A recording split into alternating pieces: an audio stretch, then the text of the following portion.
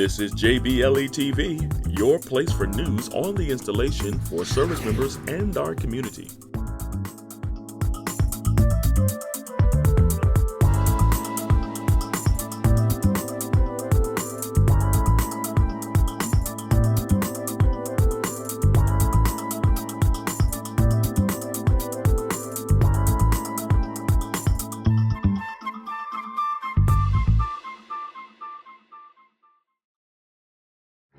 No means no. Against your will is against the law. Forced sex is a violent crime, even if you know the other person or out on a date. Rape is illegal. It causes lifetime consequences for the survivor. It can put the offender in jail for a long time.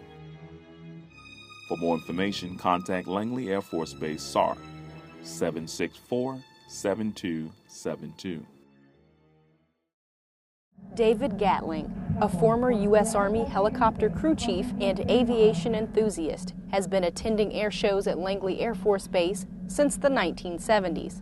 After learning of air show cancellations throughout the military last year, he found a unique way to experience the thrill of seeing pilots in action. The moment was when I found out that the Thunderbirds wasn't coming to Langley. Gatling, a fan of the Air Force's premier aerial demonstration team, the Thunderbirds, decided that if he couldn't see them in person, he'd try to recreate the experience at home. He set out to make a flight simulator in the basement of the apartment building where he works and lives.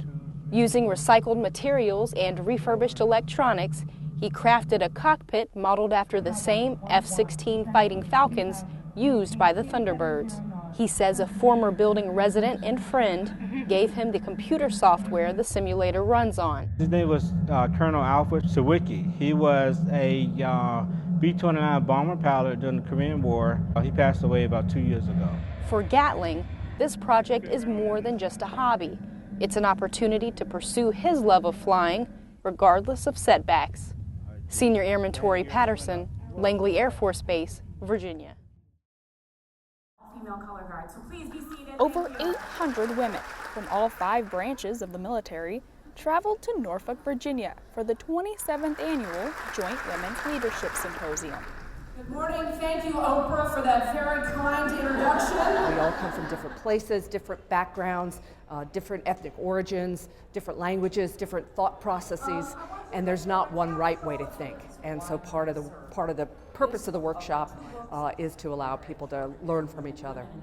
It's my job now to give back to the women that will follow, and that's part of the purpose of this workshop.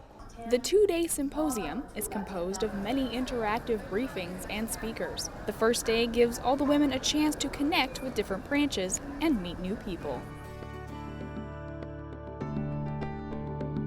It's the second day of the symposium, where the women spend the day in a group of their own branch, learning ways to overcome certain struggles women in the military sometimes have to face. The day kicked off with a breakfast and a meet and greet. Airmen then walked to their conference room, where they learned different ways of dealing with stress at home and work. They also discussed how to stay healthy when you have a busy work schedule.